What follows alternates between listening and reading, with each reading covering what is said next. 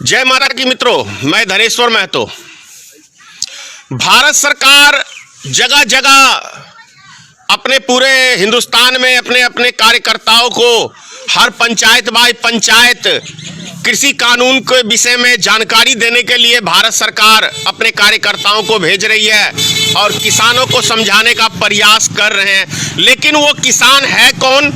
वो किसान है सिर्फ और सिर्फ भारतीय जनता पार्टी के कार्यकर्ता, ना कि वो असल में किसान है। और उससे भी बड़ी दुर्भाग्य की बात यह है हम लोग के लिए कि आज हमारे देश के अन्नदाता किसान भाई जो पूरे देश का पेट भरने का काम करते हैं, यहां तक कि देश के प्रधानमंत्री भी उस अन्नदाता का ही अन्न खा के जीवित हैं।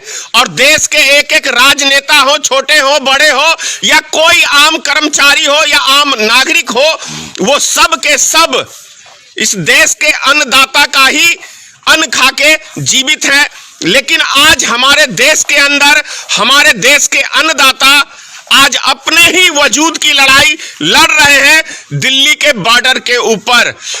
22 लगभग किसान शहीद हो चुके हैं। शहीद का ही दर्जा हम लोग देंगे, क्योंकि किसान भी एक हिसाब से पूरे देश का पेट भरने का काम करता है, तो वो जवानों से भी अधिक मैं समझता हूं महत्वपूर्ण भूमिका देश के किसान का है।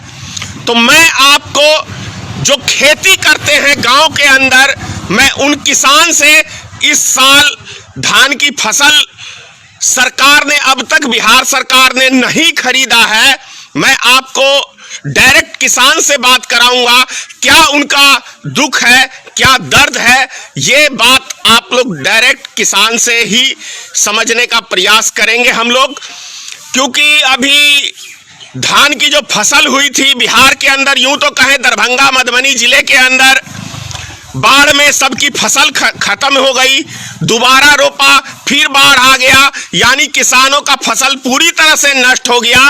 कुछ फसल बचा जो जमीन ऊंचे स्थान पे है, उनसे बात करते हैं कि उन्होंने फसल अपने धान को कल ही इस गांव के अंदर 1000 रुपए कुंटल, कहीं 1100 रुपए कुंटल और क्या कहते हैं 800 रुपए कुंटल भी धान बेचा गया है, जो कि लागत एक कुंटल के अंदर कहीं पे 1000 है, कहीं 1200 है, कहीं 1500 रुपए कुंटल भी खर्चा किसानों का हुआ है। बाकी बातचीत किसान भाई से करते हैं।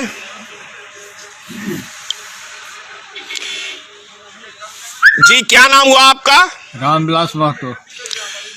आपने इस साल धान की फसल किया है, लगभग लागत आपकी क्या है और सरकार से आप लोग क्या चाहते हैं कि जो दिल्ली के अंदर अभी आंदोलन हो रहा है, पूरे देश के किसान, यूपी के, हरियाणा के, पंजाब के किसान रोड पे हैं, राजस्थान के हैं, मध्य प्रदेश के हैं, महाराष्ट्र के किसान, और सरकार के द्वारा उन किसानों को टारगेट किया जा रहा है कि ये किसान नहीं है, ये आतंकवादी हैं, ये डुप्लीकेट हैं, ये नक्सलवादी हैं, इस तरह का भी किसान के ऊपर आरोप लग रहा है। आप क्या कहेंगे? हम लोगों का जो यहाँ बहुत मुश्किल से धान उगाए हैं, एक बार तो बाढ़ में चली गई, दूसरी बार मेहनत किए तो ऊपर वाले ज़मीन जो है उस पर उगाए, बहुत कठिन से खाद बीज वगैरह सब देते हुए लगभग 1300-1400 रुपया एकड़ पड़ा है।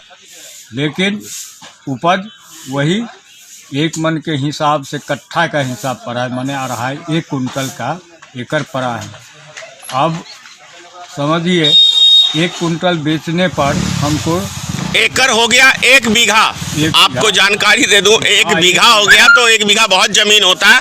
आप कट्ठा का रेट बताइए कि 1 कट्ठा पे आपको क्या लागत पड़ा और कट्ठा में लगभग क्या धान उपजता है या नहीं उपजता है? लगभग 800 रुपया कट्ठा पड़ता है। हाँ, और धान की 1 मन कट्ठा पर उपजता है, तो उस हिसाब से हमको धान का कोई कीमतें नहीं।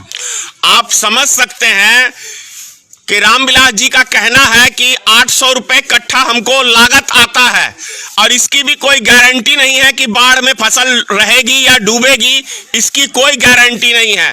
और एक मन कहते हैं 40 किलो अनाज को, तो यानी 40 किलो अनाज धान उपजाने के लिए 800 रुपए का खर्चा है और बाजार में बिक रहा है कुंटल 1000 रुपए और 1100 रुपए, 800 रुपए कुंटल। जी, आपका क्या नाम हुआ?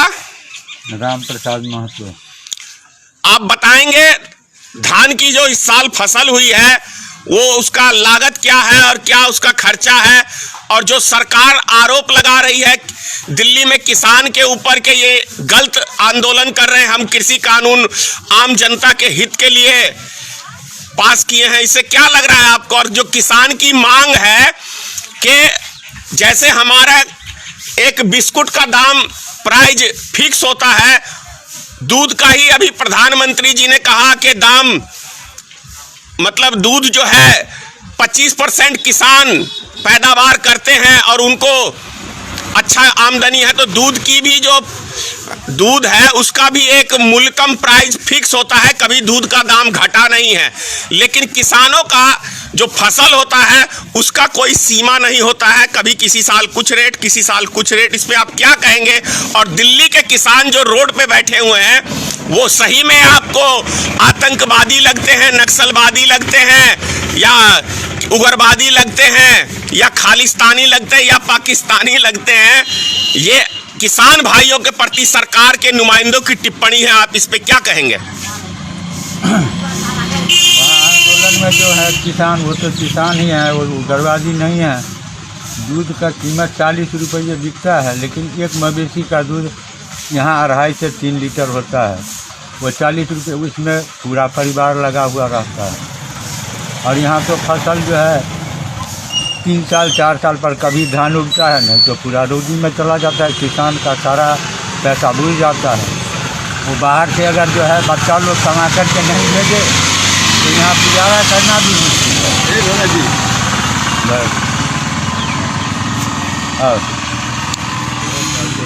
जी, आपका क्या नाम हुआ? राजेंद्र भंडारी। राजेंद्र भंडारी जी, जो भारत सरकार कृषि कानून लेके आई है और उस कृषि कानून के अंदर प्राइवेट ठेका दिया जा रहा है अडानी को, मुकेश अंबानी को। भारत सरकार कह रही है कि हम जो कानून लेके आए हैं इसमें किसान स्वतंत्र हैं, कहीं भी भारत में कहीं भी आप फसल बेच सकते हैं।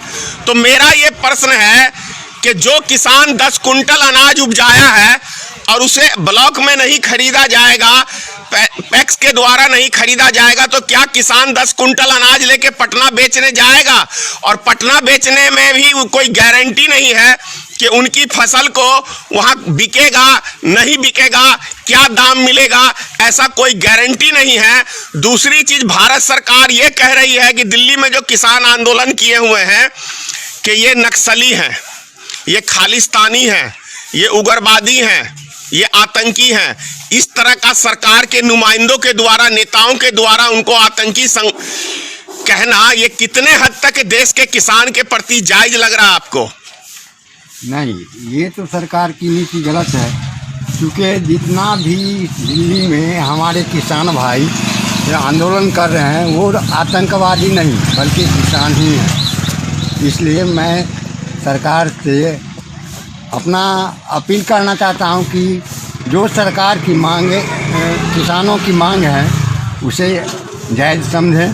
क्योंकि किसान एक कट्ठा में जो उनका लागत लगता है लगभग 1000 रुपया के लपेट लग जाता है, और यहाँ वो सरकार के द्वारा जो खरीदी जाती है जिसमें उसका मात्र 1100 रुपया, जबकि जिसमें एक कट्ठा धान बुआई करने में, उसको उगाने में लगभग उनका सारा परिवार उसमें व्यस्त रहता है। फिर भी सरकार इस चीज़ को अनदेखी कर रही है। इसलिए मैं सरकार से कहना चाहता हूं कि जो हमारे किसान भाई हैं दिल्ली के अंदर, वो आतंकवादी नहीं, उनका मांग जायज़ है, इसलिए कि सरकार उन पर ध्यान दे।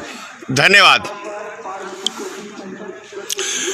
तो प्रिय मित्रों, आप सबने देखा इजरा पंचायत का ये सतघारा गांव है जो मेरा निवास भी है। आज इस गांव में आपकी डायरेक्ट रूबरू मैंने कुछ किसान भाइयों से जो खेती करते हैं उनसे मैंने आपको संपर्क कराया है, और कल मैं मलंगिया गांव जाऊंगा जो पूरी तरह से वहां पे धान की फसल नष्ट हो गई थी किसानों का। मैं वहां किसानों से जाके, और वैसे भी बता दूं मैं आपको कि मलंगिया गांव माननीय प्रधानमंत्री को ही सपोर्ट करने वाला गांव है, बीजेपी को यानी ज्यादा सपोर्ट करता है उस गांव का किसान। और मैं उन्हीं किसानों से आपको कल सुबेरे 10 बजे बातचीत करवाऊंगा। जय हिंद, जय भारतीय मित्र पार्टी।